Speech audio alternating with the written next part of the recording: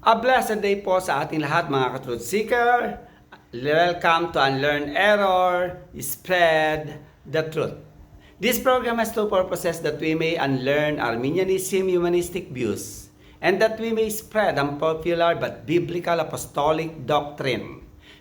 Soteriology po tayo, Faith Saves is an Error, Part 5. Reason why faith saves is error. Na-discuss na po natin sa Part 1 hanggang Part 4 ang 6 na dahilan bakit ang faith ay hindi nakakapagligtas mga ka-truth seeker.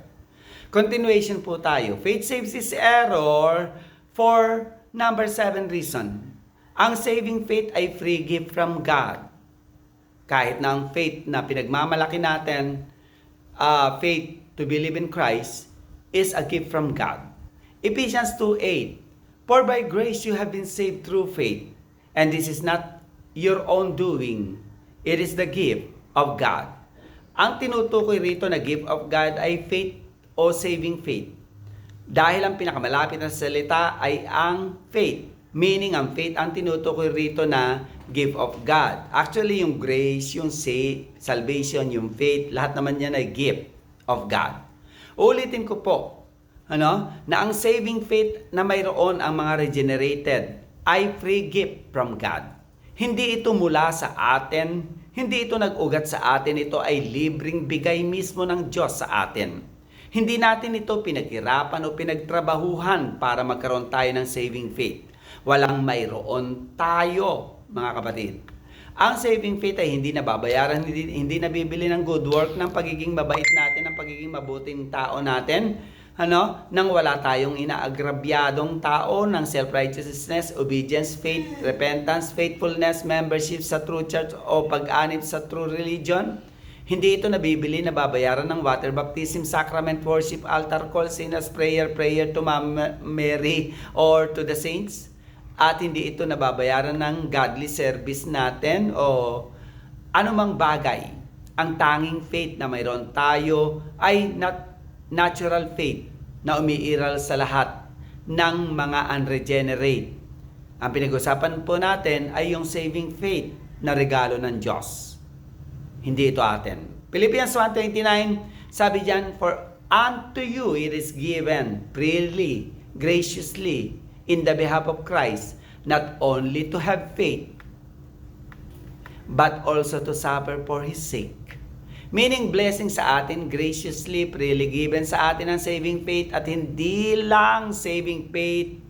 Kalakip nito palagi ay ang suffering faith o faith that is always ready and prepared to suffer for the persecution because of sharing the gospel of Christ. Basahin po natin ang number 8 reasons why faith saves is an error or is error, I mean. Ang saving faith po kasi ay fruit of the regenerated spirit. Hindi po yung nakakapagligtas. Bunga na lamang ito ng regenerated spirit natin.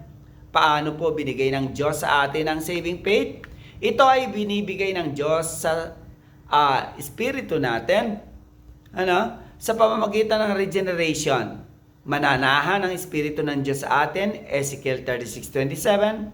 At ang pananahan ng Espiritu sa atin ay pananahan ni Jesus sa atin, Romans 8:9-10. At ang pananahan ng Panginoong Jesus sa atin ay union of our spirit with Christ, spiritual union natin kay Jesus.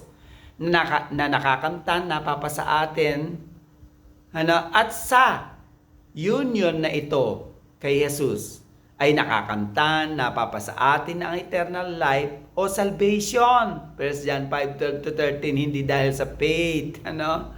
Pati na po ang grace, righteousness, true holiness at character ni Jesus ay dadaloy po sa mga regenerated na. Ephesians 4:24. At ang regenerated spirit natin ay kusa naturalesang magbubunga ng karakter ni Jesus.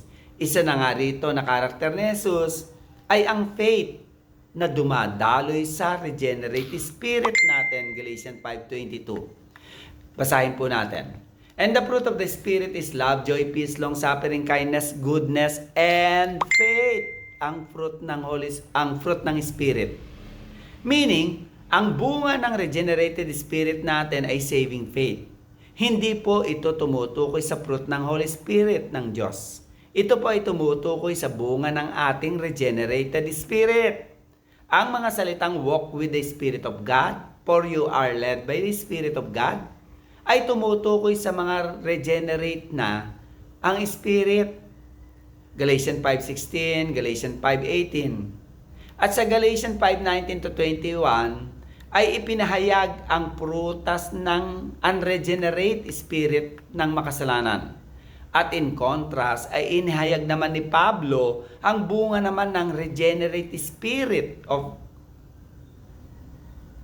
the sinner sa Galatians 5:22. Kaya hindi prutas ng Holy Spirit ang tinutukoy sa Galatians 5:22. Ito ay tumutukoy sa fruit of our regenerated spirit.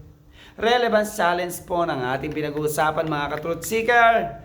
So sa tanong na paano tayo maboborn again, napakamali ang sagot na manampalataya ka at magsisi ka para maborn again ka. Ang tamang sagot sa tanong na paano ako maboborn again ay ito po. Maboborn again ka. It is not because of yourself and by faith. Maboborn again ka dahil ito ay totally, absolutely, completely kapangyarihan at kilos ng Holy Spirit. Wala tayong partisipasyon, contribution, cooperation man para maborn again tayo. Ang regeneration ay monergism o God alone o all of God. Wala tayong contribution. Ito ang tamang tanong. Paano tayo magkakaroon ng legal na pananampalataya o saving faith? Ang sagot po ay malinaw. Maborn again ka muna. Dapat. At kapag na-born again ka, o naligtas ka na, saka lamang ito magbubunga at uusbong ang saving faith sa kaluluwa natin, mga ka-truth seeker. Summary statement po ng ating pinag-uusapan, mga ka-truth seeker. Faith is the fruit of the regenerate, saved spirit, not the cause of salvation. Yung faith po natin, hindi basis, requirement, duty, root cause, requirements, condition para maligtas tayo. Ang regeneration po, ang mahalaga, ang nakakapagligtas. To unlearn error and spread the truth, mga ka-truth seeker, you may connect with us, like, follow, watch, and subscribe. Good day and God bless po sa ating lahat.